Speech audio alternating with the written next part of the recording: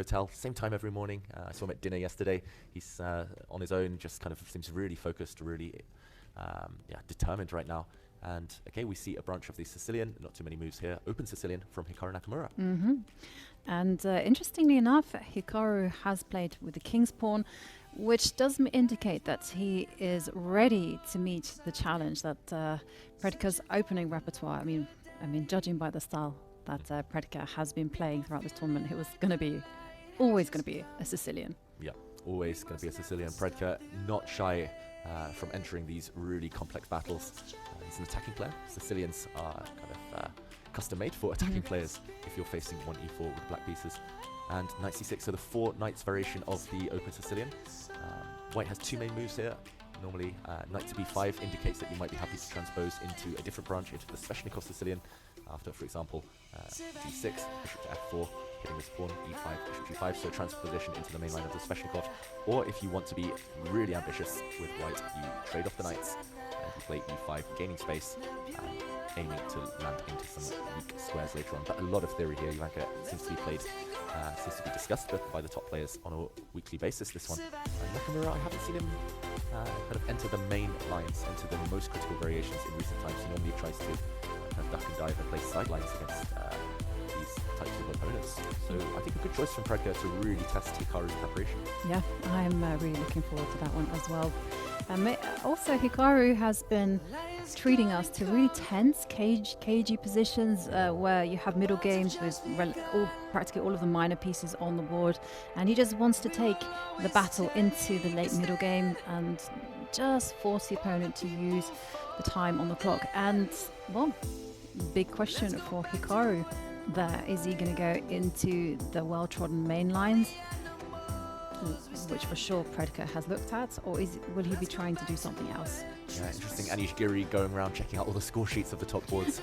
Giri, he's always peering over your shoulder, just lurking there, trying to figure out all the different move orders. He's an opening expert for a reason, Giri, in the background there. But yeah, Hikaru, as you said, he likes the maneuvering battles, the really tense positions in knight c6. Those lines, they're very direct, they're very forceful, and knowing that your opponent's prepared them can be a bit unsettling as well.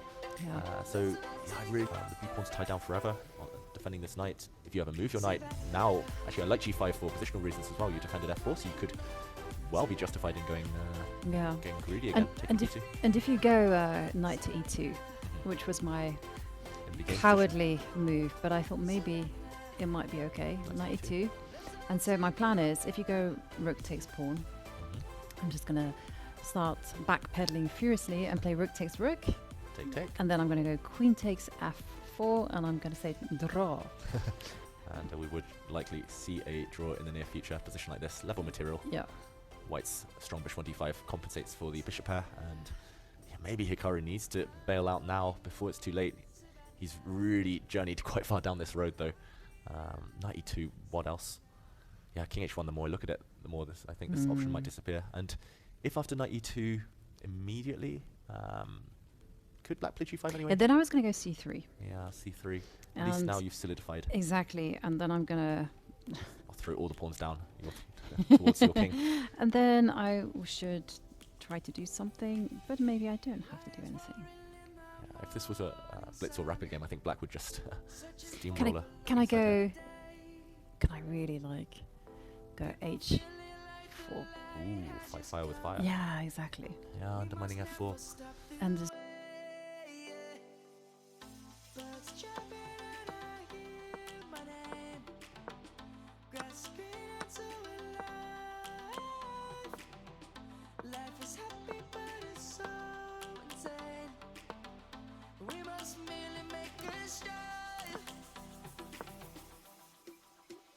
Savannah, I'm coming home. Savannah, we'll never be alone. Savannah, the beauty of the world. Savannah, let's all take a walk. Savannah.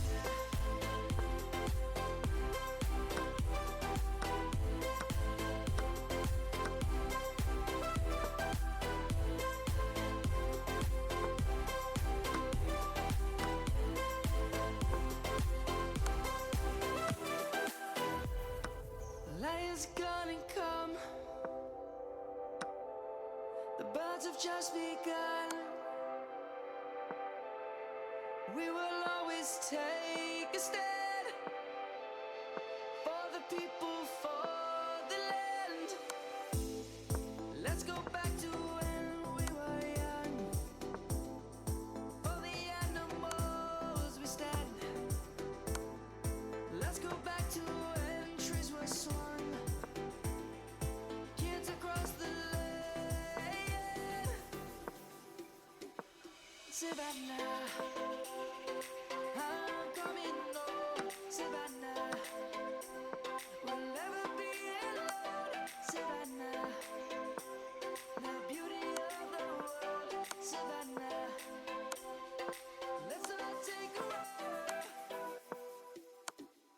Savannah, I'm coming home. Savannah. It's just so good that I have a pawn on c3, David. Yeah, I think you're right. Maybe this one tempo is important. If your pawn weren't on c3, then none of this would be possible. Checks and your opponent's getting there first Yeah, let's show. I was banking on bishop takes bishop. in this position. You know, I was banking on Uh-huh. after bishop takes bishop, but after Rook check first. yes, So not allowing f takes and white giving a rook Yeah. check, driving the king away. And white would be doing okay. But yeah, rook check first. And whoops.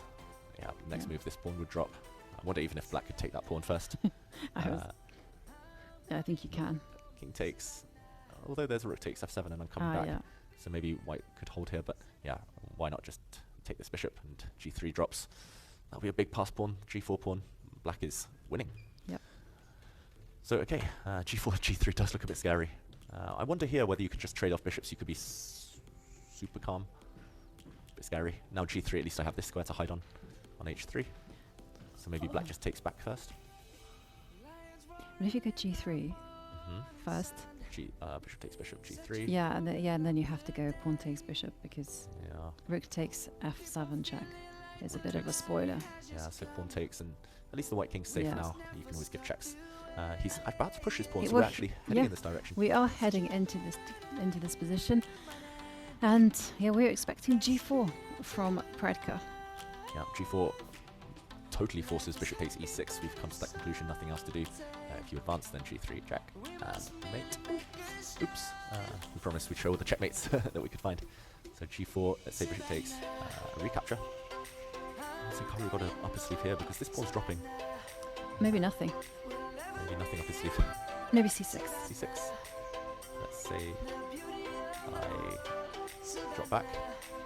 Yeah, you can do that. Sneaky plan in mind. I know, you're going to just take on. If you play rook c8, I might go king h4 and try and checkmate you. I don't think it really works. Yeah, and then if I have to run with my king. Now the white king just runs. That Although- being said, the black king now comes in. Yeah, I'm in big trouble, so I have to go g3 or something. King h4. Oh no, rook g. No, rook g. Oh, no, I feel like this is. Rook f8, I guess, to protect on f1 later. But it definitely feels like black is the one working magic here. Yeah, I was going to say, if you go rook f8, you have to be worried about We will always Rook. take Ooh. rook f1. But then there's a check. Yeah,